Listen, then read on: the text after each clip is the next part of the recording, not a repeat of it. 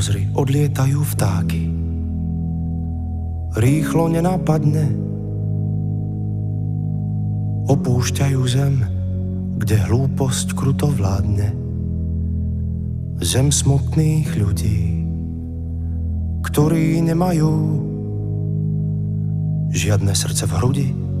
Ľudia, ktorí už nespievajú.